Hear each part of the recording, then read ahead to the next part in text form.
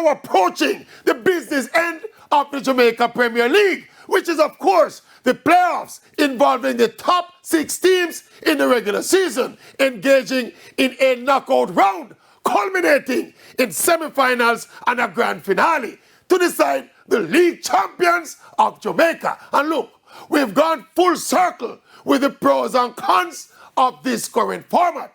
It is what it is, and it'll work. Arnett Gardens, Cavalier, Mount Pleasant, Harbourview, Humble Lion, in that order, are safely into the top 6. Unfortunately, only one of Portmore United, Dunby Walden, and Firehouse will make the top 6 after the final round of games.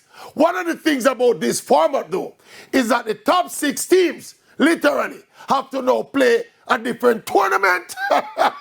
All those points accrued before count for nothing. The last time Arnett Gardens won the title, they finished in 6th place.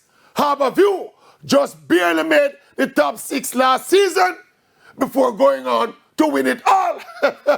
So basically, we're looking at a 3 or 4 game mini league to decide the National Football League champions of Jamaica. You see?